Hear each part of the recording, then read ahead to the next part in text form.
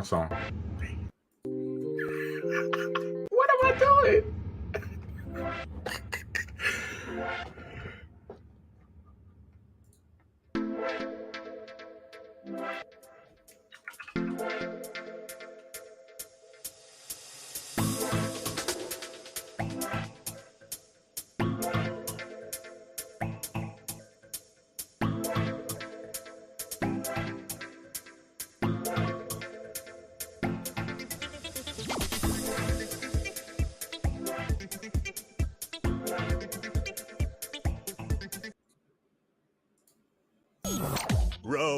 Row your boat. What? Oh my God. Dang it. One's a former NFL star turned esports coach. But I was getting the stink eye from my wife. She's like, what you doing? I'm like, nothing. And one's a dad who can't stop playing Rocket League. These kids these days, they're like, blah, blah, blah, blah, blah, blah. We're used to jump and run. Together, they welcome you to Ahman Green's Gamers Lounge. This is Ahman Green. Welcome to my show, the Ahman Green Gamers Lounge. All my good friends and teammates, Jon Rico and Rico the Rookie. And we need somebody on the board because I'm not good at this, guys. I am not good at this. I got too much going on in my life, things on my mind, and I cannot do the intro right. What is wrong with me? That's a great question. Where do we start? Hey, you were right, John. You came in hot. Right as the intro, we're going into the show. Here he comes. Zoomed in. It just zoomed in like A-Train from The Boys, but at least you didn't kill nobody as you came in. I didn't run through anyone. You didn't run through anyone to get Thank here. goodness, John. Thank God. Which, by the way, one of the most shocking scenes I've seen in a TV series. I was not expecting that when I saw it. I was like, yeah, that's true. That's true. Oh, she's just holding her hands. I'm about to say every episode though had something that's shocking, especially the last season. It was just good gracious. All right. So how you doing? I know I'm doing well. I say doing okay. I say I'm doing okay. Got some things going on, but I'll work through it. We're gonna work through it. We're strong bunch of greens over here. But a good week of classes going on.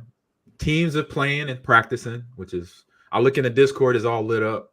We got Overwatch 2 playing and practicing, Valorant, Rocket League, Call of Duty, and I mentioned it last week, eFuse shut down the College League, which is one of the reasons we're doing what we're doing, and we have our guest here today. We'll talk about that when you bring him in. So eFuse was the TO for College League and I believe College Carball League. I'm not sure if it was that one or not, because I thought I saw some that's still running, but I know College COD has been dropped. And so my COD team is now flipped over to Halo Infinite. And so now they're getting introduced to that. So it's a little rough because obviously they've been playing nothing but COD. So now you got to make the transition over. So we had a good practice, good talk, because a lot of the kids were just like, man, this is different from COD. I'm like, yeah. So just adjust with it. Roll with learn it like you learn COD. Take on everything just like you're going into that, so you could get the understanding of it. Make sure it makes the transition a lot easier. And then, for myself, I was down south. Went down to my first time to Baton Rouge. Hung out with a shout out to Christopher Turner, the head esports director, coach down at Southern University, where they run 2K, Madden, Rocket League, and a few other games. I think Smash as well. Got a chance to talk to the law students at Southern University about esports and the negotiation of, pro contracts, sponsorships, things of the nature that help run our programs at the college level, or any program at the pro level as well, or I say big orgs or developers, and see how, showing them and talking about that and introducing them to that. So that was fun as well. And of course, watched a ton of football. College, pro, some upsets, some disappointments. We're gonna get him next time we play Colorado. Dion, we're gonna get you next time. He's doing a great job. I ain't mad at him. Much respect to Deion Sanders and his Colorado Buffaloes, but this is not over. This is one. Y'all got us. They got to come to Lincoln next year. Yeah, we got the chin check, no problem. We take punches real well here in Nebraska. Just when you come back to Lincoln, be ready. That's all I have to say. So let me pass it off for you, John. How was your last week from Okay. All right. I've got 4 things to talk about. Number one. When he has a list, it gets real. I heard papers. Right. Right. Oh, no. Number one, I'm a little under the weather. My throat's a little scratchy. I'm at about 85% Ahman, you know. Right. Yeah. Yeah. But I'm gonna fight through that. It's not a big deal. I took a COVID test. I'm not COVID. I don't have COVID. Great. Number 2, I don't know why I told everybody I was sick. Number 2, how disappointing was it that Aaron Rodgers got injured 4 plays into his Jets career? I was like, I know this. I saw it like before the replay, the second replay, because I'm, pro. I've seen injuries happen. I've seen ankles buckle. I've seen knees buckle. I've seen shoulders dislocate. So right away, I'm like, he either fractured his ankle or he tore his Achilles. Just the way, because the torque of the guy's weight of his body on Aaron and Aaron trying to go the other way because he's trying to break out of the sack. I saw the way the ankle buckle. I said, that's not good. I already knew. I'm like, that's not good. Yeah, the way he had his foot planted, the way he was trying to push forward. And I before I saw the best replay that they had was like from behind and they like zoomed in on his calf. Before that, I'm sitting there, I'm like, no, that Achilles is gone. They're like, oh, you could have fractured. I'm like, no, that Achilles is gone. And then you see that and you just see his calf jump up and just jiggle. Yeah, I was like, that good. That was not good. I was like, oh man. So shout out to Aaron, man. Hang in there, bro. Heal up. Come back next year. Do what you need to do, because I know the competitor in him will not let his career end like this. 39 years old. He turns 40 this year. Exactly, I know. So, like I said, he'll be back. He'll heal up. He might shoot. He might be back for the playoffs if the team keep playing like they did once he left the game. To still get the dub, but that's a long road. To speak on that disappointment, they have a playoff caliber, a pretty deep in the playoff caliber roster, and now they have to run with it. And it's no disrespect to Zach Wilson, but at the same time, you're not Aaron Rodgers. Yeah, and he's a young quarterback. He still has a lot to learn. So so that was disappointing for sure for a lot of football fans in general. So we have got our game of the month, right? All of us here. In the meantime, I downloaded The Sims 4 as well. So this week has been me and my daughter creating our family in The Sims and just learning how to do that, and not really looking up like how to play. Just kind of immersing yourself in the game. And it is hilarious because we were soiling ourselves as a family. We didn't have restrooms. We didn't have doors. We are starving, just no sleep. It was a disaster. You have to do literally everything. And you got to go to the bathroom. You got to feed the dogs. You got to clear the refrigerator out because stuff goes rotten. Because I played it way back in 2000. Yeah. Eggs go bad, milk goes bad. Well, now you know. You gotta put when you put the stuff in the garbage inside the house, it starts stinking, and if you don't take it out, your house starts to stink. Yeah, Sims is legit. That's why people play it. But it's awesome that you and your daughter are doing that. That's awesome. He's gonna teach her some life lessons right now, playing video games. Yeah, and she really loves designing the house, so that's kind of fun to do all that. And then finally, guys. For me, I know you all had 92,003. We expect about 18,000 or so at Fiserv Forum tonight for number 1 Wisconsin versus Marquette in volleyball. Right. And so I'm headed to Milwaukee after this, and I'll be calling that match on the radio in Milwaukee and Madison and across the world on the iHeartRadio app. So I'm pretty pumped for 18,000. Any TV coverage on it? Because I'll tune in. Yep, it's also on Fox Sports 1 tonight. Oh, yes. +1. I got the app. I'm gonna watch it. Yeah. I got the app. And I will be rooting for the Golden Eagles. Of course you will. Of course. Rico, so what's up with you, man? How you been? You was telling me a story that is awesome too. Y'all got young kids, and I'm like, I remember those days. It was so fun. It's been a crazy week so far. With we've got the move coming up with the radio station. We're moving downtown. We are hoping to be down there and be broadcasting on Friday.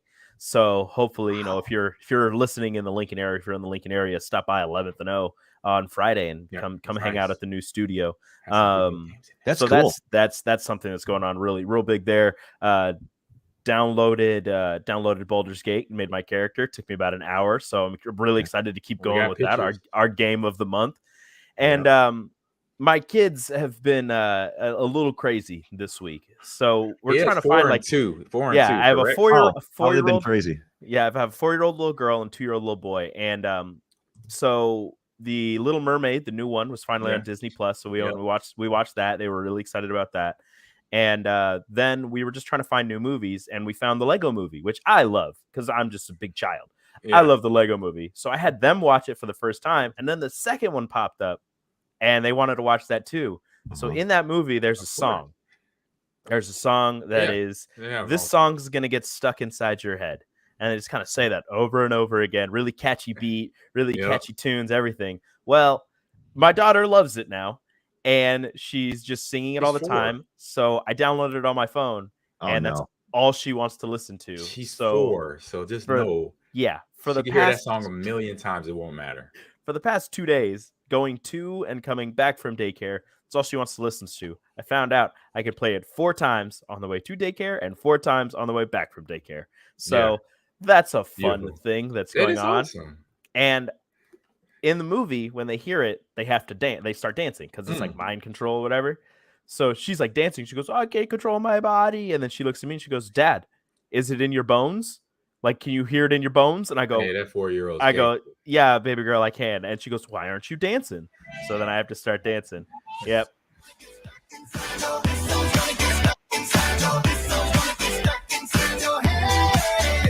Yep. Over and over. That's it. And over and over. Over again. Catchy. It's such a catchy song. But it is catchy, and it's a fun song to sing and dance to. So that's been a thing. And also, Nebraska volleyball doing their thing, going out to Stanford, going out to Palo Alto and beating the Cardinal 3 sets to 1. Awesomeness. So in front of like 3,000 people. For how good Stanford is, there was like nobody there. That's weird. Yeah, I mean, they Wisconsin played there a few years back in the tournament, and they didn't fill the place up. It's so weird. It's very weird. Interesting. Because they're elite. They're good. Yeah, the ladies, the Stanford ladies, Stanford Cardinal ladies are good. Nebraska hadn't beat Stanford since 2008 and has never won in Stanford. So there you go. Gotcha. 2 things broken by a very young team. There we go. So John, can't wait to welcome John to Lincoln. Oh, that'll be fun. That'll be fun. So John, before we get to our special guest here, could you hit the Bet Online read real quick for our sponsors of the show, please? Absolutely. Bet Online is your continued source for sports betting. You got to go to Bet Online. It's always got the latest odds, team matchup info, player news, and game trends. And they feature free contests, giveaways all season long as well. It's always the fastest and easiest way to bet all your favorite sports and events, whether that's the NFL. It's back, baby. I saw, by the way, I'm not sure what Bet Online had, but somewhere along the way, some other source had something like over under a half a yard on Aaron Rodgers passing. Oh, yep. Yeah. And that was pretty interesting how everything played out there. Yeah. But head to betonline.ag to join, and you're going to receive your 50% welcome bonus with your first deposit. Make sure to use the promo code BELIEVE, and that's spelled BLEAV, to receive your rewards. Bet Online, where the game starts. All right. So to bring in our special guest, he is a guy that is in the same neighborhood as I am, director of esports, where he resides and works at. So it's Kevin Palmer from the University of Michigan, Go Blue, assistant director of esports and intramural sports at the University of Michigan. Man, what's up, Kev? How you doing? Doing great. How about y'all? Man, as you listen, hanging in there. Hanging in there. We got kids. We got hanging by a thread. Playing things going on, but hanging in there for the most part. So, man, good to have you. When you said, you cleared your schedule and ready to do the show, I'm like, we could talk all day about the thing we're about to talk about. So absolutely. I thank you for having me. Yeah, this is awesome. So before we get into the weeds on what we're doing together as directors of our esports programs on our campuses, let's get it, because you're a gamer first. We know this. You wouldn't be where you are now because of that. So our gamer questions I usually lead with here. One is, how old were you? What was the game? And who was the person? Was it your mom, dad, uncle, brother, sisters, cousin, third removed from your mama's side? Who was it? And what was the game? So I remember this distinctly. My dad was a big gamer, and he worked the night shift, and so was gone in the evenings. But we had a Sega Genesis, Ooh, and nice. the Sega Genesis and the Super Nintendo. And but I remember hours and hours of Sonic and Sonic Pinball, and then going to Kmart the day the PlayStation came out and getting Frogger, and hours and hours on Frogger. Oh yeah, I was the nice. Oh, sorry. Oh no, and I was gonna say, and then probably some of the best memories around that PlayStation were he would get home like early from his night shift, and he'd let me like sneak out into the living room with him when he played Resident Evil, and scandalous. Yep, good memories. Great game. Me and my brother. So I had to go. So when PlayStation came out, that PlayStation 1, I was a freshman here on campus. And so I was the one that got volunteered into, because I say almost yes to everything, to go to the Blockbuster Video to rent college football, Bill Walsh college football, so we could all play in the dorm rooms. And I think it was like on a Friday. It was like a Friday before we played our first game of the regular season. So I remember that as well. Then me and my brother as well, Resident Evil, grown adults screaming and jumping in our living room, playing that game. And if you see it now, you're like, what was I jumping for? This is nothing close. Scary polygons. Right. Unless you play Biohazard on VR right now, then you'll get scared. So pixels. Right. Right. So like I mentioned, director, assistant director of esports and intramurals on campus in Michigan, Kevin. So how did you get into directing and coaching esports? Because we met a few years ago when you were at Carthage University, which is in like Kenosha, Racine area. Correct. Kenosha. So yeah, Kenosha area of Wisconsin. So explain how you got into that area and what you're doing now. Yeah. So I'm my main background in coaching is traditional sports. I started officiating soccer when I was 12 years old, but I was always a gamer as a kid, and stayed heavily involved in esports. When I went to college at Lake Superior State University in Michigan, Chris Dunbar was our athletic director. She's now the commissioner of the GLIAC, and she gave me a shot and let me work directly for her as a student in athletics, and that's really where it sparked my passion into sports. And then I joined the Army as a nurse, kind of fell out of gaming, fell out of sports, but as I transitioned out of there, I started teaching high school and started coaching again. And the school district was large. It's like 27,000 students. And so the superintendent was at one of our soccer games. I was like, what are we missing? I was like, oh, there's gamers that don't have anything to do, and esports is starting to grow. And this is like 2017. And so so that was my first. He's like, cool, you're in charge. Let's do it. So that's where, I dove headfirst into it. And he did that through the pandemic. And then that I saw the job opening at Carthage, jumped up there, and haven't looked back since. Yeah. That's crazy. Like how, just life or careers can go sometimes. Like you're in charge, and now fast forward, you're at Michigan. It's just kind of weird. You start with just an opportunity and you go from there. But I got a couple questions. So how do you make that transition? How do you go from being a vocational nurse in the U.S. Army and then say, okay, well, I'm totally shifting gears here? Yeah, I mean, that was actually that was the second shift in gears. My undergrad was actually in law enforcement from Lake State, so I did that for a little while up in Sault Ste. Marie as an auxiliary officer. And I've been up through there a few times. Yeah, and I knew I was like, maybe this isn't for me. Let's shift gears. So I went into nursing, and then I look at teaching as coaching and like being involved in sports. And so the call to be a teacher was, just a different form of being a coach. And now while I was teaching, I went and got my master's in education and sports administration from Concordia, Texas. And that's, it's just all kind of like it all kept on shifting slowly towards where I'm at now, where it's like, oh, this is the job where I don't feel like I work a day in my life. A side question, real quick. Side question. You were reffing soccer matches at 12 years old, officiating soccer. Like, what was that like, giving a yellow card to a coach I usually we shout out AYSO. They got a good system where you don't too often get games that are above your own age. So I was reffing like the U6, the U8s, U10s, but progressed a lot. I've got a match tonight at 4:30 that I'm centering for a local rivalry, so I'm pretty excited about that. Cool. Grinding. That's what we do as gamers, grinding.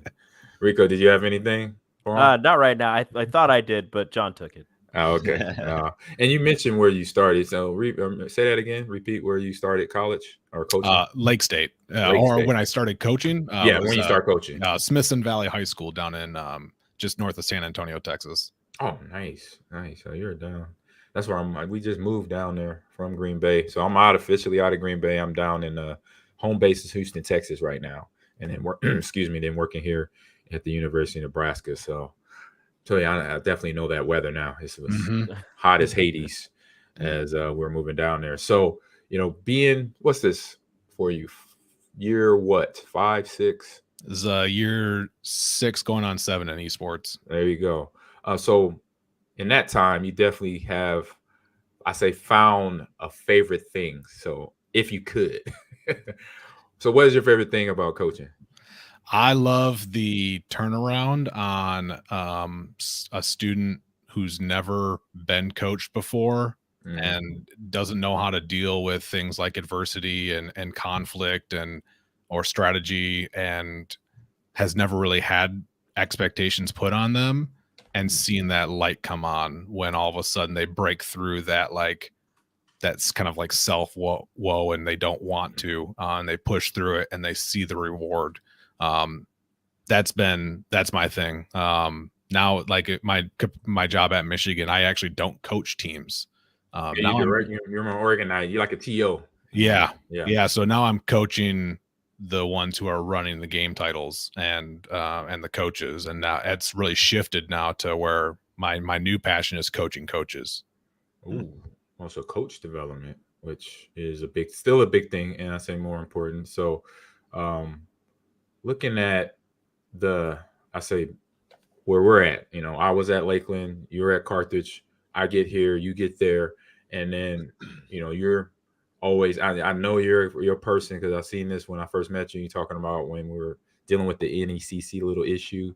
But we got through that. You got through that. You took in charge of that. So what is happening now is no big surprise. What's going on where we're at being in the Big Ten. And so let's go into that conversation now tell us about the Big Esports Conference. The big announcement was last week. I saw it in the Discord and it was on Twitter. Everybody shared it and liked it. So explain to everyone exactly what that is from top to bottom and how you came up with that and basically was one of the main initiators of that conversation.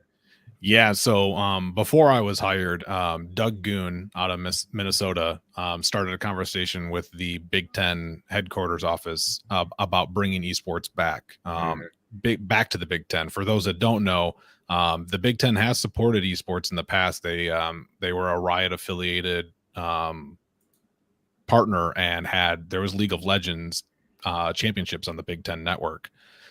So post COVID that disappeared. And so Doug started up those conversations. And then once I started at Michigan, I jumped in and we quickly pulled in as many Big Ten members as we could. And ultimately Big Ten said, they were, kudos to them being straightforward with us and just said, hey, we've got a lot of other things we got to work on right now. So this is not something we can do. If we commit to it, we want to do it right. And we don't think we can do it right. So, the schools, we were in a meeting and I was like, we can do this. I'm the chair of competition for the NECC. I guarantee if I ask them, hey, do you want to facilitate competition for us? And kind of put this together, they'd be on board. Brought in Jacob, the commissioner of the NECC, and had Jacob very well. Yeah, had that conversation. And then before you know it, we're having meetings with 16 out of 16 Big Ten schools talking about, all right, what do we want to do? What games do we want to play? And so we're doing 4 game titles: Overwatch, Rocket League, Valorant, and Super Smash Brothers. We wanted to start with 4 distinct games in their own way, and we're going to do a 16-week round robin season, so everybody gets to play everybody. So we really get to play into those rivalries, those the different aspects that people love about the traditional Big Ten, and really, again, just push competition and push esports at the Big Ten institutions. A lot of these schools, like you and myself, we have ginormous esports clubs, but and they have a lot of great successes, but for them to take down a powerhouse in the collegiate esports scene doesn't always check the boxes that administration would like to see. If we're playing some small school that's really good at Rocket League, that's cool and all, but it means a lot more to my admin if I beat Ohio State. Oh, correct. Yeah. Or the whole for us, Nebraska, Iowa matchup. We do, and what's interesting, I watched the team in the spring playing the College League that is now gone, but play against Iowa, and it was that same. It was actually a nice little back and forth a scrimmage game, a playoff game against them, and that those feelings of just like we had against myself when I was playing Colorado, Oklahoma, were there, and that's what you're talking about, having that that attractiveness to bring fans to watch the game. Yeah. I mean, and it's really all about this. The students are students no matter what, and whether they're at a Big Ten institution or they're at a private liberal arts college, they all want to be able to have the same kind of access. And if that means we have to shift our focus from where collegiate esports is now and who they're playing to focus more on playing the Big Ten schools to help grow their programs, then that's what this is designed for. Right. Now, Kevin, you spoke on seeing the growth of esports when you got it started back in 2017, and how much do you think that the Big Esports Conference will help the growth or kind of continue the growth of collegiate esports with the formation of this and the ability for all of these Big Ten teams to go together and play in one conference? Yeah, I think it's lines that kind of needed to be drawn and rivalries that needed to be sparked because, one thing about Big Ten institutions in particular, we have a lot of distinguished alumni, and more and more, you could say they're probably a little more, nerdy or gamers, and that's like that's their realm, and this is a space for them to connect as alumni and fans of their home school. And I think I don't think there's a better conference in regards to fans and how like the mutual respect between institutions. I don't think there's a better conference. And so playing esports into that space is only going to bring more mindsets around to esports is a real thing and a real opportunity for students at the next level. Just like traditional sports are. When lacrosse started up in the northeast of the U.S., that was met with a ton of scrutiny. And then as soon as a Power 5 conference brought it in, it exploded. And now it's like lacrosse is everywhere. You can't get away from it. John, you have a question? Yeah, I was just, okay. So when you construct a team, what's that like having to construct a team kind of, I guess I'll say from scratch as you're starting the Big Esports Conference? How do you even go about that? Because, from a traditional sports perspective, we understand how rosters are built. How do you do that in esports? Yeah, it's different at Michigan than it was at Carthage. At Carthage, I recruited students and brought them in, and they were scouted ahead of time. But at Michigan, it's very much just the students are, you go from who's at Michigan already. And so Michigan Esports is a student-run organization. I am very much their connection to the university and their advisor, and I help them with basically whatever they need. And so exactly. And so I drew a blank. They run tryouts, and they, I think, let's see, this semester in the NECC, we put 6 Valorant teams in. We've got our varsity, 2 JV teams, and 3 rec teams. And so, and it's really just kind of like, all right, what's our capacity, and then they do tryouts, and we have our our rubric system. But it's kind of shifted. We do get messages all the time of top level players saying like, I want to come to Michigan, but the I don't have scholarships to give or anything like that. But the one response that was new to me was saying like, you still have to get in. Like, we'd love to have you, but your grades come first. Like, make sure you're ready to fill out that application packet. Yeah, GPA is something important.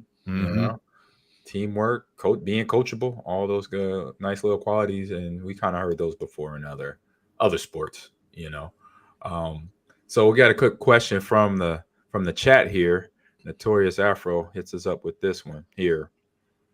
So how does NECC work with and differ from NACE, and is there a plan to have a one governing body for esports, basically? Yeah, so the NECC and NACE are similar in a lot of ways. Both have different tiers of competition and different divisions within themselves. NACE is they have their paid side, which is their varsity side, varsity premier, varsity open, and then they have their open premier, or their open side, and that's for anybody to join. There is no membership required. And so they put teams in, and it all runs the same. Some of the game titles that are offered are a little different, but I don't think we'll get to a collective one body for esports, solely because we're seeing already a lot of scrutiny around one governing body with the NCAA. And they had their chance a while back to recognize esports as an emerging sport, and that was not adopted. And I'm sure there's probably some that are kicking themselves for that, because it's a multi-billion-dollar industry, and there's a lot of money left on the table there. But even if they did adopt it, there is no obligation for anyone to actually sign on and play under the NCAA. So it's good. The NECC and NACE are obviously competing against each other in some ways, but that makes each other better. When one does something, the other looks at it, evaluates, refines, and then if it's good, they adopt that same process. Yep, exactly. And that's the whole reason, I made sure when you came up with the idea and then start talking about it, and we created the Discord, I'm like, yeah, this thing is going to get moving, and has legs on it, and it has the amount of coaches literally that are thinking on the same page, all of us together, even though we're at different institutions, like you mentioned. So that part doesn't matter. It's the whole concept of making sure that esports has the build up and continue to grow for all of us, to make sure we can have these competitions, because we're planning lands, we're planning things that we want to compete together in, and bring more student body in from the high school level, and let them understand that it's not just something where you just come and play games, but you get to learn a whole lot underneath everything. Once you get past the gaming side of it, it's a lot of stuff that can be learned. So very important. And Kevin, go ahead. Oh, sorry, my bad. I was going to ask, with the additions of with the Big Esports Conference and having USC and UCLA in there as well, with the traditional Big Ten schools, what are the plans to add an Oregon or a Washington? So it's already in play. Oregon and Washington have said like we're ready to go this year. I think just with we were kind of had everything laid out already by the time that announcement came, that we are holding back on that for this season. But yeah, next year I fully anticipate an 18 school conference, and we're going to evaluate if the 16-week season works, or if we need to just do the the traditional 2 semesters, 2 seasons. But it's exciting to bring them in. I think the biggest issue be playing the West Coast and some East Coast teams is ping. Yeah, but that's a real thing in gaming right there. Yeah. But maybe the big thing about the Big Esports Conference, this is a a zero funded program that we're going to run off of sponsors and donors, and maybe hopefully we can get to a point that we may be able to offer like a central server for schools to VPN to play each other and get rid of those ping issues, or at least make it level in some ways. Yeah, because that gets on the gamer's mind, and so you want to make sure you alleviate that problem. I'm going into it. So I say a couple more questions, then we get on to some other things here. So what was something, I know everything was in all peaches and cream. So has there been any bumps in the road, from the time where you're at now to when you begun? Yeah. I guess it's specific to the conference or just in general? Just in general, life, lessons, yeah, stuff like that. Because, everybody is always coming up against something, a bump, some type of bump in the road in life. Yeah, I think a big bump in the road. What I thought was a bump in the road back when I was in the military was I'd finished the nursing school and was already did all of my training to be a NICU nurse, and then the administration at the time did drawdowns, and I got bumped from active duty to the reserves, and they also, in those drawdowns, I was told like you can't go back home either because the reserve unit in Michigan is also being closed down. So I was told either Fort Lewis, Washington, or stay in San Antonio at Fort Sam Houston.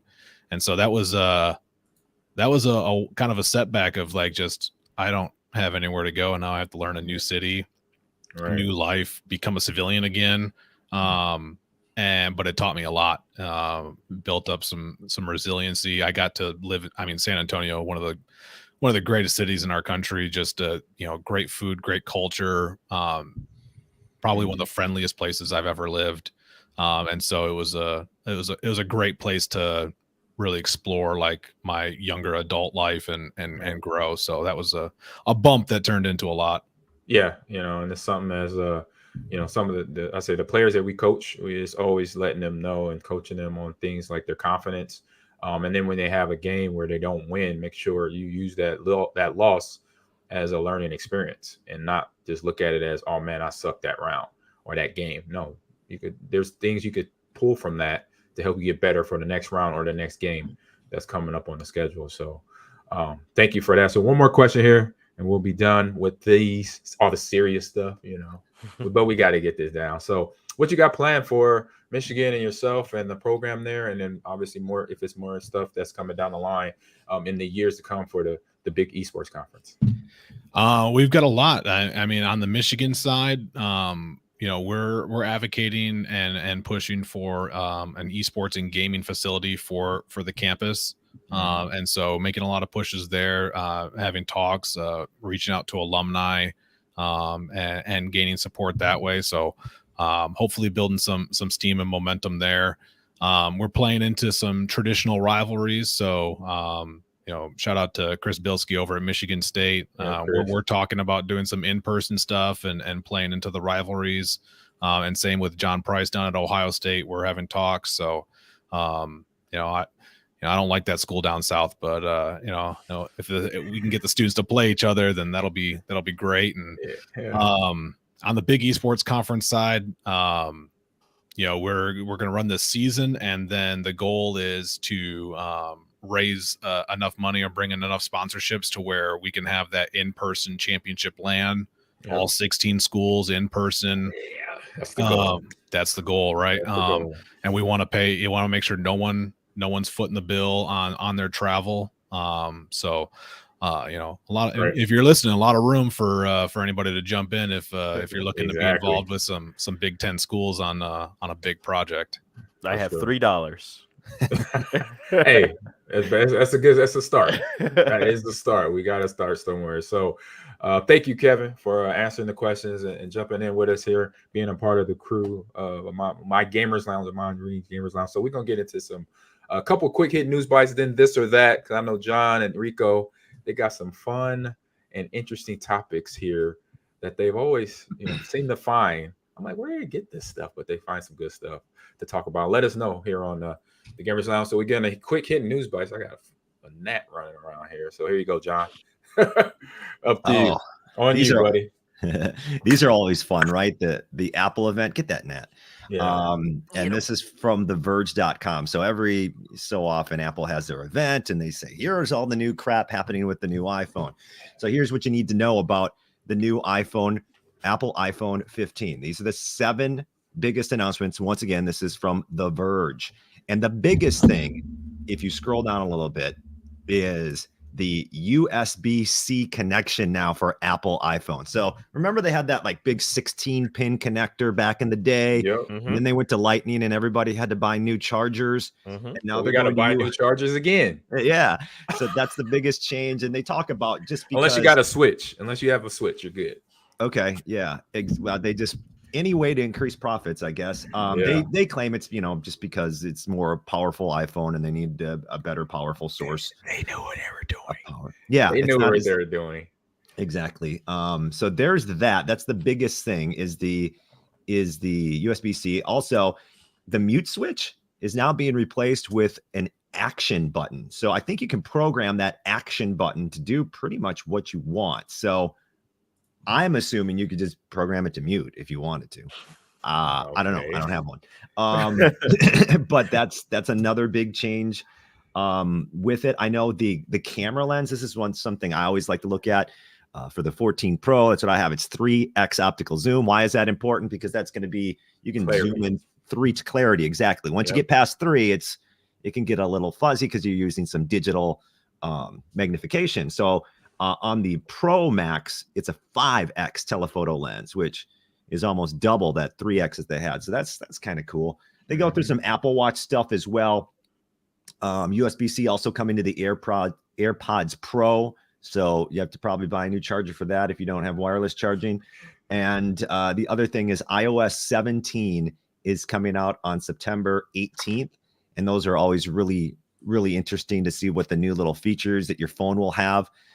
It's also, if you have an older iPhone, I think maybe a little stressful too, because then you're like, is my phone even going to work as well? All right. If you got like a 14 or a 12, then you're on your last leg there. Yeah. Which is so anyway. One other thing. I think this is cool. There's a new roadside assistance feature via satellite. So, in case of an emergency, not only do they had this before where you can kind of get like that satellite connection in case of an emergency.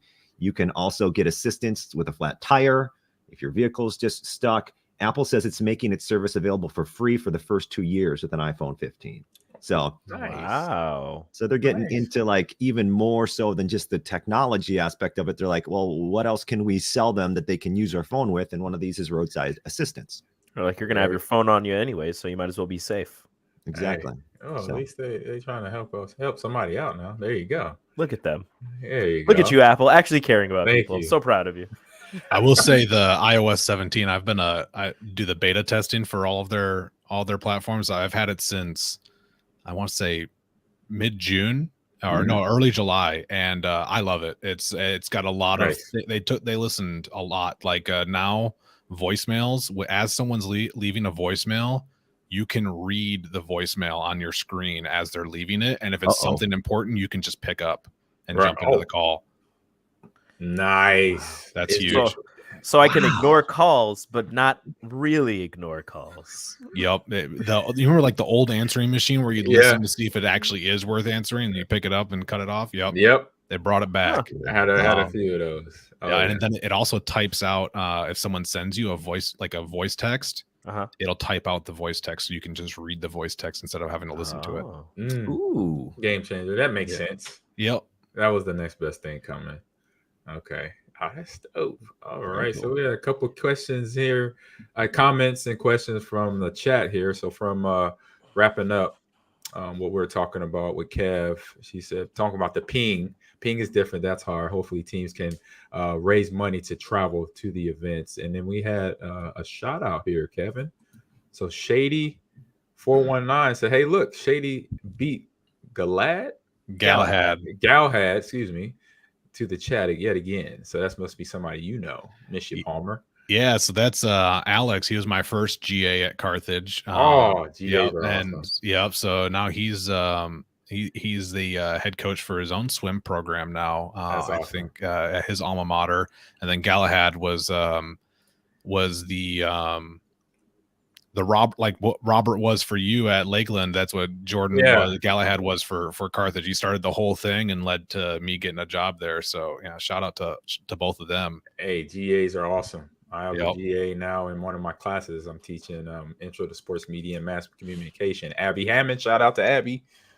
Helps me out, learn all these new apps. We have this app called Top Hat. Have you run across Top Hat, Kevin?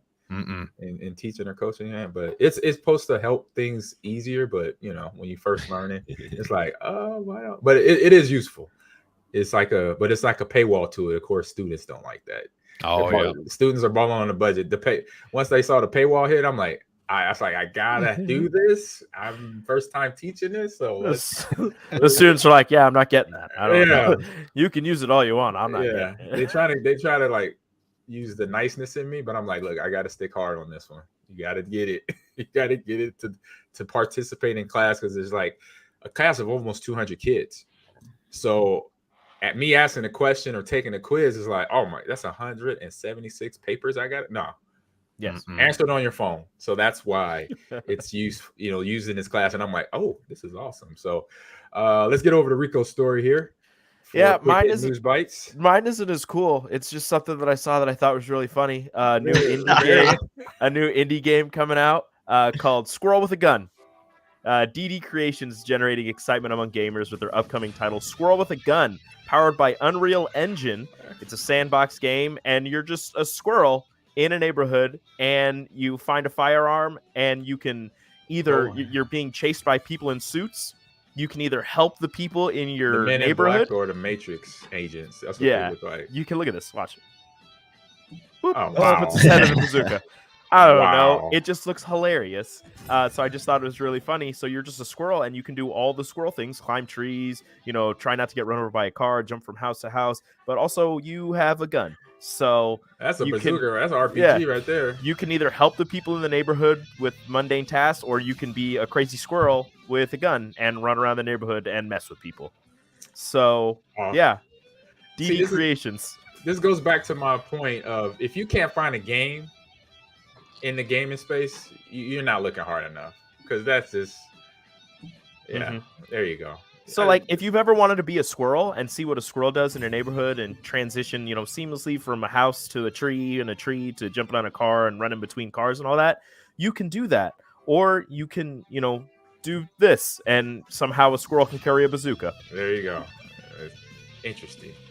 Like I said, it's for you, man. Powered by Unreal Engine, lots of ragdoll effects going on. It just looks really funny and fun. So I just thought, you know what? Why not? Yeah, we got to get on that somehow. It's got to be on Steam. Yeah. Breaks his foot kicking a bazooka. Why are you trying to kick a squirrel with a bazooka? I don't get it. Why does a squirrel have a bazooka? That is the better question. Just watching this. Go ahead. The fact that the recoil effects with the guns are also, real. So you can use it, as he's using it, to jump further into the sky, or, jump, from one spot, shoot the bazooka, and fly back further to get to places that you wouldn't have been able to reach without it. Yeah. What would be your mindset, Kev, if you had to coach this as a I have to ask. I don't even know where to begin. That would that'd be interesting. I saw the comment in chat about Ryan's Conquers Bad Fur Day. That's yes. Yeah, that is definitely the mindset that I see here. Love that game. That is funny. Thank you, Rico, for the share there. There you go. Something funny for your day. All right. So they still don't have a release date or anything, but you can put it on your wish list on Steam. Oh, for sure. Oh, wish list on Steam. Steam has some fun stuff there. All right, let's get into that fun conversation or this or that. Now I just got to find the intro audio to that, and don't hit the wrong one like I did earlier. There we go. This or that. How's that? All right, Kev. It's when we have that conversation, ask you questions, and of course, I tailored them towards esports. I just didn't go off the top rope there. So first one, easy one. Well, I don't know. Is it going to be easy? It's going to be not. John, take it away. All right, this or that. These are usually from the mind of Ahman Green. And if you have a suggestion for this or that in the future, check out our Discord or social media and just let us know, and we may use it on a podcast. League of Legends, or is it Dota 2? Is that the proper way to pronounce it? Yep, Okay. you said it right. Defense of the Ancients. Kevin? League of Legends. Brand was I remember when that game came out. I had my college laptop, and it could probably cook an egg with how hot it got, because that game, it just was ahead of its time then. And but yeah, league all the way, pushing the graphics. And Rico, I don't know if you've ever played. I have never played Dota. I've never played League of Legends either, but I have watched a lot of people play League, and the Big Red Esports show that we have here, they talk about League all the time, and it sounds and looks really interesting. So I feel like I would pick League. Yeah, it's the chess of the video game industry. And when there actually is chess too, so there's online chess. John? I'll go with League of Legends, just like y'all are going with League of Legends, basically. I like he just follows us. Great job. Just following suit. Thank you. There you go. Next this or that. Yep, I love it. So I am too. All right, next one on the list. Fun one, another shooter one, old school to new school. All right. Overwatch 2 or Team Fortress 2? Let's start with Kevin again. Team Fortress 2 is a good one. That's a throwback. That's like the original NFTs too, like where you could like sell your stuff in Steam. And one of my former students, literally, I think he made so much money selling his stuff from TF2 that he got a tax form from Steam that he had to fill out, and he was a minor, so he had to have his parents do that. But I am gonna have to go with Overwatch 2 though. It's just it's a fun game, a great space, and the collegiate scene is exploding in that world, so I love it. Yeah, I'm gonna have to go Overwatch 2. Didn't play a whole lot of Team Fortress. I was aware of it. It was a game came out around that time. Another one. Dang it! Of course, I can't think of the name right now. We'll get back to it. Pass it on to the guys, Jon Rico. I'm going with Team Fortress 2. I'm looking up now everybody who's made money. Like, I think that's so cool. And Jon is about making money, as you can tell. He sells a lot of stuff online. Jon's a money maker. He's the money guy. So I like that idea. I'll go with that. Team Fortress 2. I think I'm gonna go with Overwatch 2. I remember, playing Overwatch 1 when it first came out and it was free, and I was very confused as to what was going on exactly. And but I used to play it a lot, and I used to think I was really good at it, and then things got really complicated, and I stopped because I wasn't good anymore. Yeah, Overwatch is controlled chaos. And by the way, chat, you can participate, so you could throw your choices in the chat as well as we go through each one for Coach Palmer and us. So next one on the list. Ooh, this is a great one. Ooh, esports. You got it on. You got one on right there. I might want one of those. Those are so sweet right there. Esports jersey or casual esports themed clothing. What is the difference? Can someone explain the casual? Well, this is like the casual. Probably just like a t-shirt or a pair of shorts. This is Fallout, so this is not really esports, but it's it's as opposed to like a jersey, like a uniform. Right. Okay. Or a hoodie, like esports hoodies. I've seen them. Yeah, that would be casual. Hoodie. Yeah. Yeah, I'm gonna go casual. I like the hoodie and the t-shirt side. The jersey's fun to bust out every now and then for game days. But yeah, I like the casual and the look of some of the casual stuff that some of the clothing lines are doing. Yeah, they got some fire stuff. Jon? I was leaning towards jersey, but then we said hoodie, and I'm a big hoodie guy. Oh, yeah, you got it. I have way too many hoodies, so you give me another one, I'm taking it. Oh man. Oh yeah, I got so many hoodies too. I just moved a house, and I got boxes full of hoodies. I don't know. I might have to go. I can't wait to get our new jerseys. So we're about to order some here in the next day or two. But I'm gonna go themed clothing because like between the hoodie, sweat. They got the sweatpants. Sometimes you got some gear and the logos on the side. So I'm gonna go esports themed stuff that I'm gonna look into for us here in Lincoln and passing along to you, Kevin, too, if you want to know about it. All right. Here, next one. Almost done. A couple more here. Oops, what I'm doing here. Boom. Okay, next one. And by the way, I'm going hoodie as well. As soon as I heard hoodie, I was like, I'm in. Especially lightweight hoodies. It's a game changer. Lightweight hoodies are amazing. I've got the sleeveless hoodie, the short sleeve hoodie on right now. Oh, the Belichick. Yeah. Ooh, yes. Belichick. Yeah. Let me just put this on real quick. Put that over the headphones. There we go. There. Nice. You gotta cut it off at the sleeves too, a little higher. Yeah. Online I would do esports, online esports competition or LAN events. Got the mind thinking. I can see the wheels turning. I like a LAN. LANs are fun, but I like the home feel of an esports competition and being in, like, if you have a facility and just building up your own game day routine. So I'm gonna actually go online esports. Yeah, have that home and home eventually. We'll be doing that here in the Big Esports Conference. I'm geeked for that. The kids on campus call it the Beck. All right, they just broke it into a name real fast. The Beck. I was like, oh yeah, you're right. Yeah, why not? Yeah, why not? I'm not going to tell you not to. All right. So for me, I've been obviously been to both, been involved in either. But I would say I would go with I would say online esports competitions. That's where I'm at. What you got here, Rico? John? I say hit me up with the LAN events. I like the fact that you can look over your monitor and look over somebody else's monitor and look into their eyes after you beat them. Oh, you doing that? Trying to intimidate? Oh yeah. Oh no, we're going all out. We're yelling at each other. We're having fun. You trying to go NBA 2K? That's what they have. That's how the studio set up for them. Yeah. No, 100%. Got it. John? I'm gonna go with LAN events too. And it correct me if I'm wrong here. You guys were talking about the ping, right? And how you're going to play. Like, it's a lot better. Everything's a lot more quote unquote fair at a LAN event. Would that be fair to say? Yeah. I'll go with LAN events. Yeah. There you go. There we go. All right. Last one of this or that coming up, guys. Watching esports or playing esports? Who wants to start? Go ahead. I'll go last this time. Okay. All right. Okay. Rico. All right, I'll go first. Watching is so much fun, but playing and being in the moment and the feel of the competition is just so much better. Just the fire that builds inside of you, and then when you get that win over somebody, that's always a great feeling. So I'm gonna go with playing, although I do love watching. Yeah. John, what you got? I think playing would be more fun. Well, if you're good, I guess. If you're awful, it may not be more fun. But I would, generally speaking, I think playing. And for me, obviously, watching because I know I could play later. I watch my players play now, and then you know what? I'll get on it later, right before I go to bed. I don't want to deal with all that. Yeah, but watching it, because I could then obviously pick out, do the things that we do as coaches. You can see all the wins and the losses in the match, and then make all the corrections in the break time or in between rounds. So there you go. Yeah.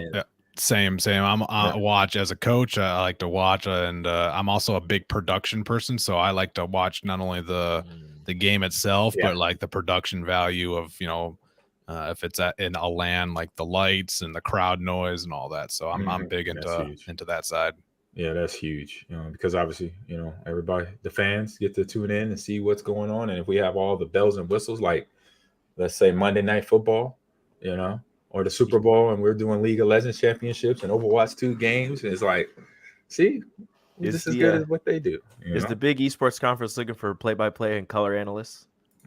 So good question. We've had this a lot. We've had a lot of people, some big names in the casting space, reach out and say like, "Hey, we'd love to be on your list of people who cast these games." But all of the Big Esports Conference games are going to be, a good chunk of them, each school will have a stream key to the Big Esports Conference YouTube channel. And so all of the games could be live there at once, kind of like you could tune into the ESPN app and see a bunch of games going on at once. So similar idea there.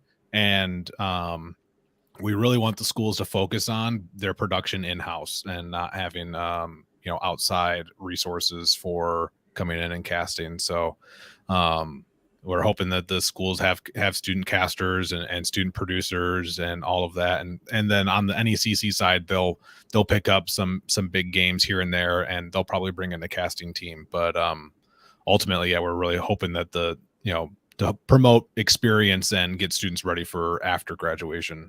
Nice. Yeah, the production jobs are out there, and it's an endless amount. I mean, actually found the numbers up close into the 120 or 112 plus jobs in the esports field and production side of it. So it's a lot of space out there. So yeah, Rico, there you go.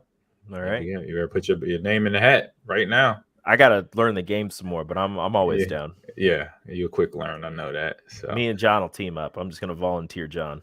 Oh, thanks. All right. So we're headed over. We got our game releases, Kevin. So if you want to stick on and listen in and watch some of the games that we're going to talk about, you're welcome. But if you got to run and cut, no problem. Yeah, I got to get running. I appreciate being on here, guys. Great talks, and look forward to seeing y'all cast a BEC game and seeing you in the virtual space I'm on. All right, for sure, Kevin, man. Travel well and have a great rest of your day. Awesome. Take care. Yeah, thank you. I would love to do Rocket League. I'm just saying, like, yeah, you've been playing it. Maybe, yeah, it'd be exciting. Go!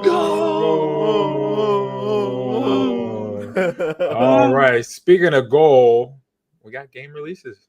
We got our picks. Release the game. Game. It's time for the game releases. Game releases. All right. So thank you to Coach, Assistant Director of Esports, Kevin Palmer.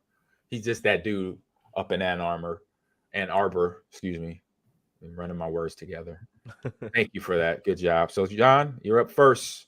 Okay, so I'm up first. So once again, the way I pick games is Ahman sends out a text, and I just pick a game by its name, basically. So if you guys have kids these days are into these animals called axolotls. I never heard of an I axolotl. didn't even know how to pronounce that. I was like, you didn't know how? I was going to ask John, like, I know he could do it. He's good at enunciation. So there we go. So my daughter's into like peachy baby slime, and they have one that's like baby axolotl slime, and they put a little axolotl charm, and man, kids love axolotls. I never heard of axolotls until this year.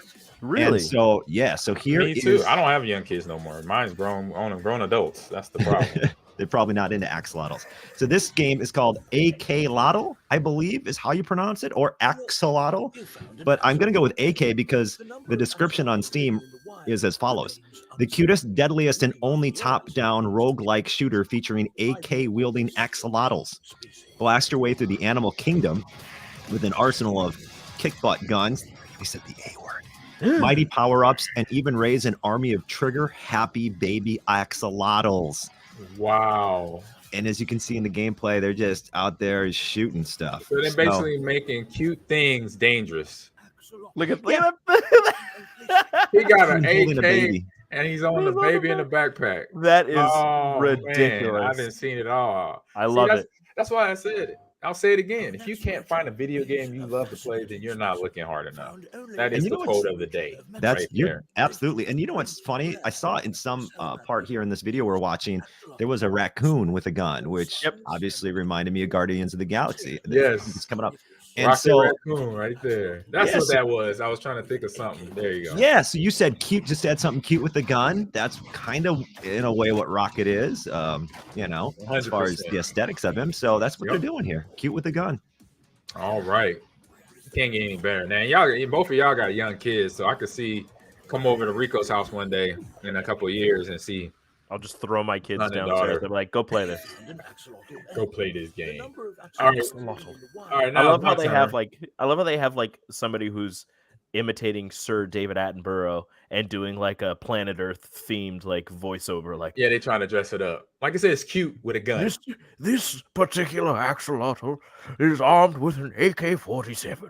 And I don't like to pop us. I sport a tea, governor. Could you do that for me? But on my planet, how I do things, you know, I love horror. I saw this on the list. Deceit 2.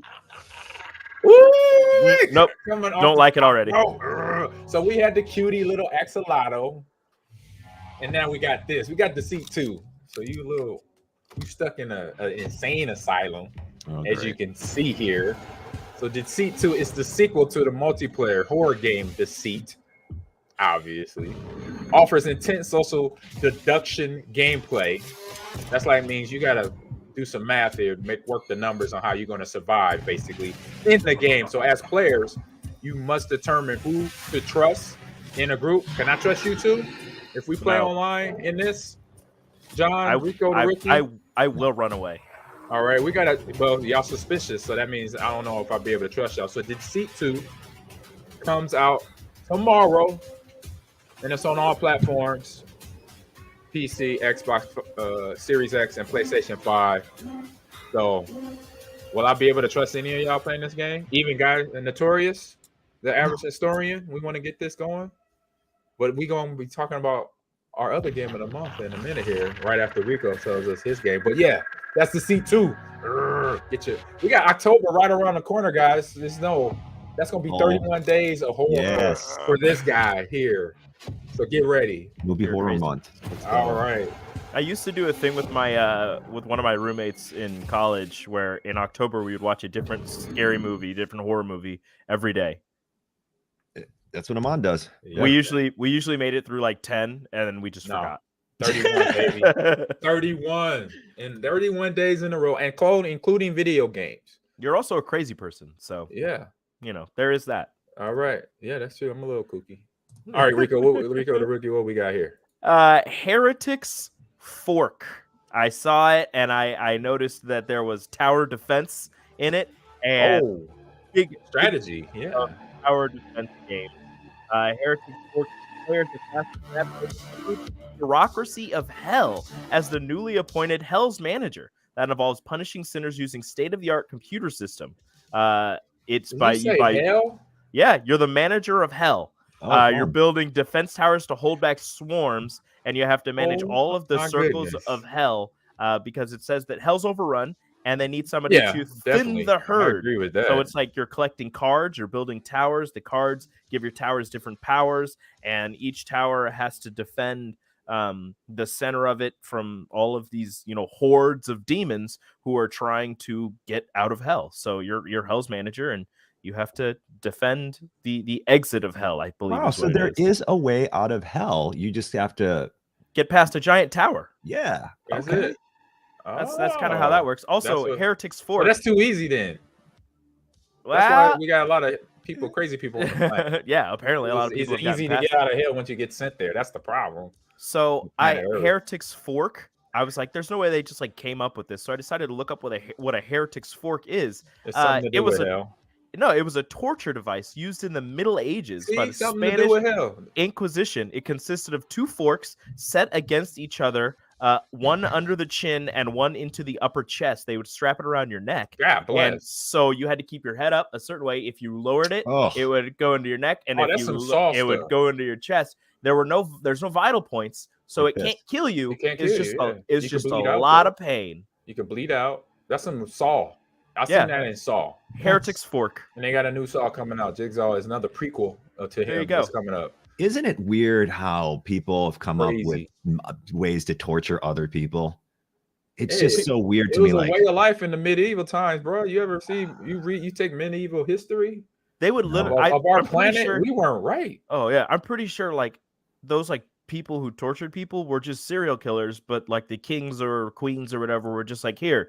Just torture these people so we can get answers for things, or just torture these people because I don't like them. So they would just find serial killers, and they're like, hey, you can do this now, and it's totally fine. Here, and this is a guy who studies it. The average historian. He's right. It's crazy. I studied it. So we got one more thing here, then we got to get John going. But we're going to share real quick our Game of the Month updates. This is this is Rico the Rookie's avatar in Boulder Gate 3. We got him. He's level 2 ranger. What's that? A Doragor? A underdwarf is what I was called by one of the people. Outlander or underdwarf. Yeah, a different type of dwarf. I chose Outlander. I chose Ranger. I'm going to specialize in bows and arrows, or ranged combat. That's kind of what I'm going to go with. And very excited. I think I named him Thalrus or something like that. I looked up dwarf names because I wanted to have it, kind of make sense. I didn't want to name him Nikki or Nikki Flash or Rico. So I wanted it to make sense. Oh my God. Eeyore says it's a Dugar. A Dugar. Okay, the Dugar. That makes sense. Dugar. I just saw the R. It was Duergar. Yeah. Dugar. Right. And here's mine. And I was not original on anything. I named him Ahman. I didn't know we had to come up with a crazy. You didn't have. I wanted to look it up, and I was like, yeah, I'm gonna go with. I didn't even think about it. I seriously looked up dwarf names, and I was just going through them. I'm not original. I am not original. Well, I almost went level with one. Gimli, but I was like, no, that's ridiculous. So Why would I go with Gimli? my name is Ahman. My favorite color is blue, so that's why he has blue hair. I'm a level 1 warlock right now. The Fiend, human folk hero. So I didn't, and then I gotta. I know my melee damage is pretty good. I mean, I did a couple fight. You did some fighting out of the first thing, like that thing we came into. Oh, I'm already past that. Yeah, I'm just getting out of that because I kept kind of resetting it. So yeah, no, I'm past that. I'm already, on the ground, no longer on the ship anymore, and having some fun right now. I not very good hand to hand, but I love the addition of the having to roll the dice for actions. Yes. For trying to unlock a door, you have to roll the dice. Trying to intimidate somebody, trying to coerce somebody into doing something else, try to trick somebody. I love that action right now, and I've been using it like crazy. And so far, haven't failed anything, so I think I'm doing pretty well. There you go. Well, I have so. also rolled a nat 20, so no big deal. Nice. So that is the update for our game of the month of Baldur's Gate 3, where we are. John just got it downloaded last night. Today, right? Yeah, I just downloaded it this morning. So I see you're a warlock and you're like a dwarf. What other? I'm a ranger. You have like a multitude. You have like 5 or 6 different species. It's like you can choose humans, half elves, dragons, half elf, dragonborn. It's like Lord of the Rings. It's Dungeons and Dragons. So okay. There you go. Dwarf. You can have fun with it. I'm going to ask ChatGPT to come up with my, gnome name or whatever. You know what? That's what I'm going to do. I'm going to change mine and see if I could change my name. I don't think I can, but I'll try. I think I might make a different character because I like it, but I almost went with a rogue. I'm glad I didn't, but I think I want to have somebody that's better hand to hand wise, using swords and battle axes and stuff. Yeah. Might stick with a dwarf. I might go with a dragonborn actually, and then maybe go with like a fighter, maybe a paladin, so I can do a little bit of healing as well. Got it. So there is the update real quick on our Baldur's Gate, where we are and what we're doing. I'm so excited for this game. Like, I don't think you guys understand. Yes, indeed. So let's get into this. What's on streams? Because I know John got to run here in a little bit. So hopefully we'll get this thing started with him. Row your boat gently up the... Sorry.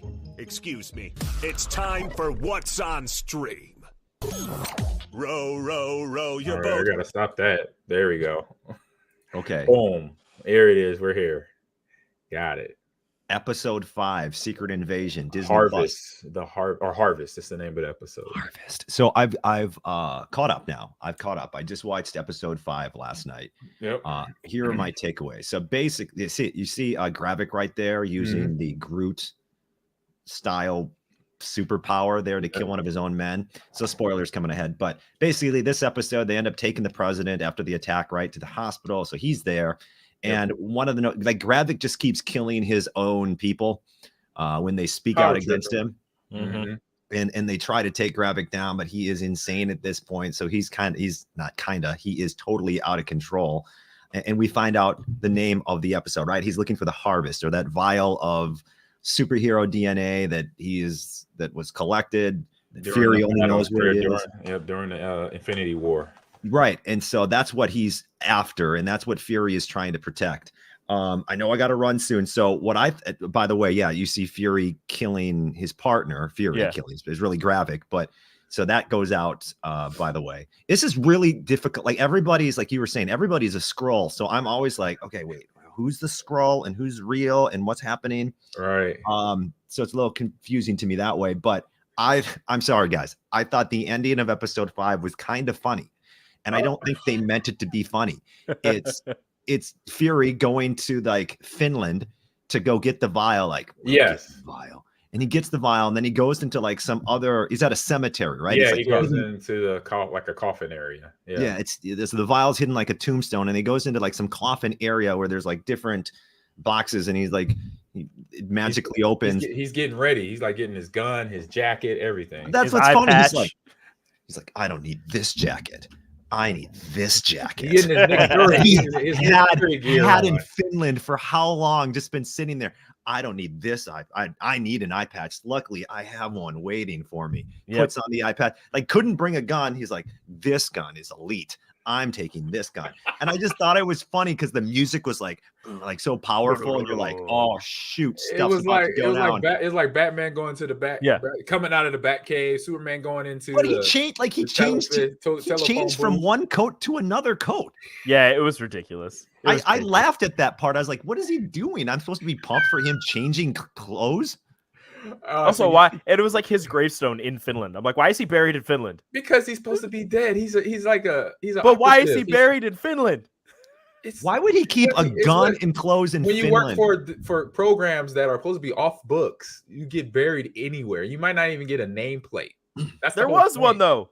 I said you might not even. So he got a nameplate because he's Nick Fury, but he's got to be dead to let everybody know he's gone because they know what he's in charge of. He's the leader of the Avengers. It's so inconvenient. So inconvenient for him to have to like change, like to go to Finland. Like if he ever wanted to be like, Nick so where Fury's should he have gone? First, I'm going to take a long flight to Finland. Where should he have gone? Wait, take off this jacket, put on this iPad, and his beanie. Where should he have gone if it wasn't Finland?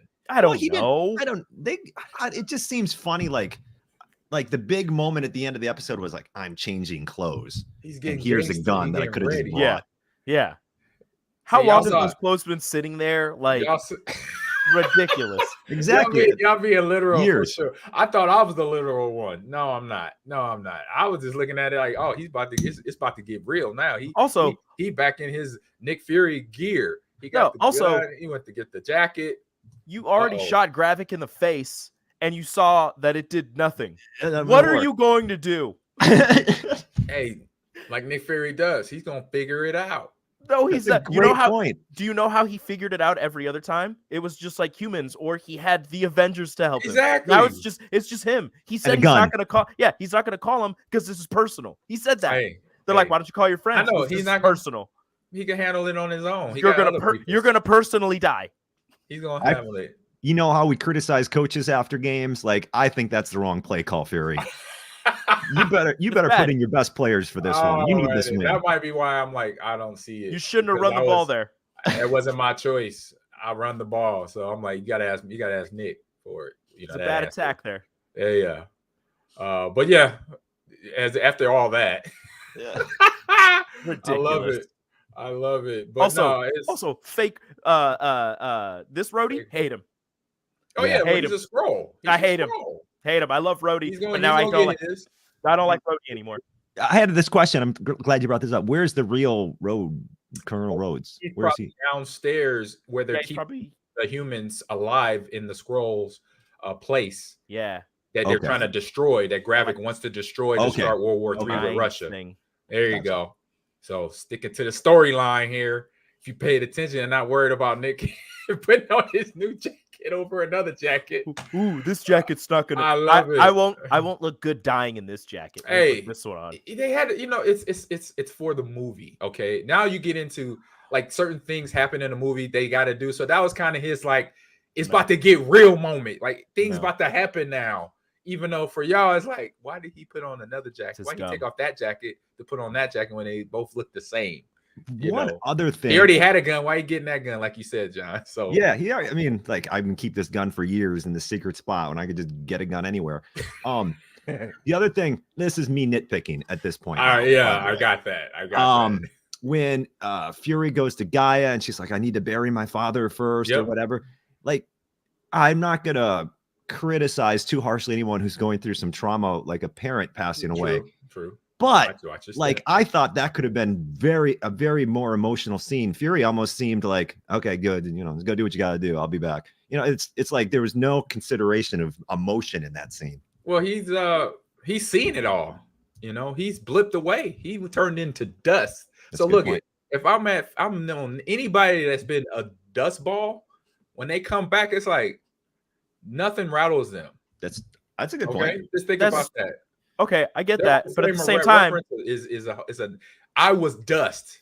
Okay, what else? I died pretty much, and I'm back. So what? The thing was, he was able to kind of grieve him because he was there when he got killed, and he kind of showed his emotions and then drove the president to the hospital, whatever. And he went through his, whatever stages of grief. True. He's like telling her, "Hey, your dad's dead," and she's like, "Just my dad's dead," and she's angry. She's angry, and he's just like angry and hurt.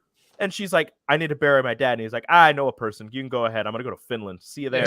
I got to get a gun and a coat. And it wasn't like that. That is pretty much what he said. No, he was like, "I know the police showed up and he had to leave," but he's like, yeah, I know somebody. You can go do that. Go see my wife, and I'm gonna go to Finland. Exactly. Bye. His wife is a Squirrel that can help her through it and how to do traditional Squirrel burying protocol. Okay? Nobody seems to care about guys' feelings, and I'm upset.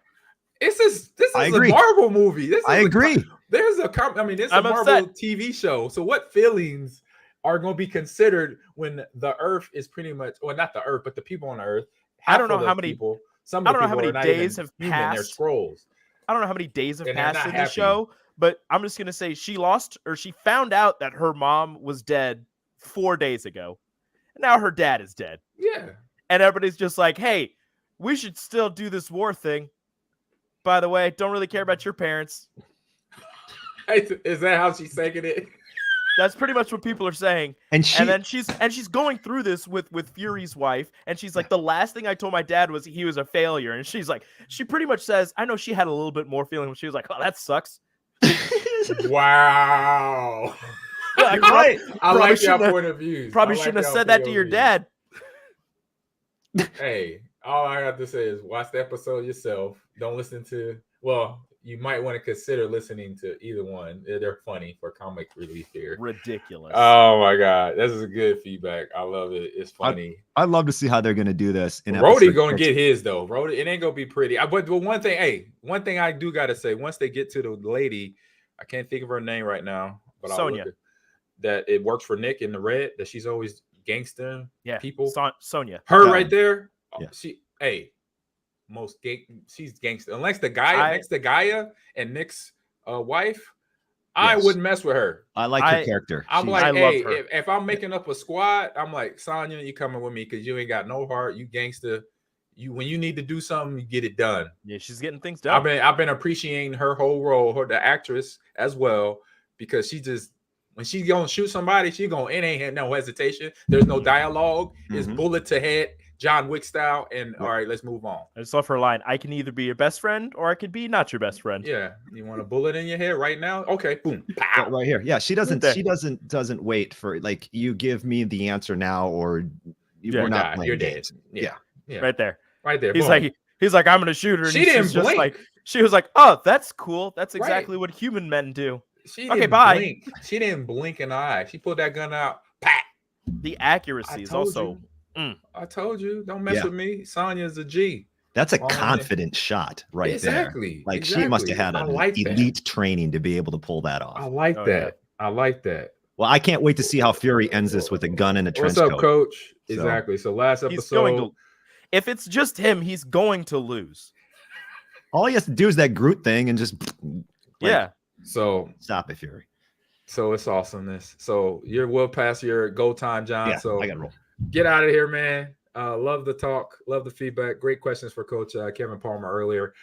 Great to have him on and get more information out about the Big Esports Conference. Hope everybody got that. And it's gonna be on VOD later. So if you missed anything with Coach Palmer and I and Rico hitting them with questions and John, you could come back to this channel, to the YouTube, and listen up. And on TikTok tomorrow we'll have up some of our best clips of the show today. So thank you everyone jumping in. We'll be back next week. Same bat time, same bat channel here. And we might look a little different next week. We'll go through this, Rico, with you.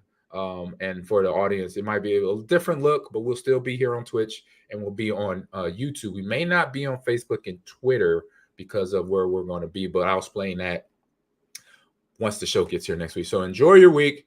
Have a good time. Everybody be safe, and I want to say shout out to people that got things going on in your life.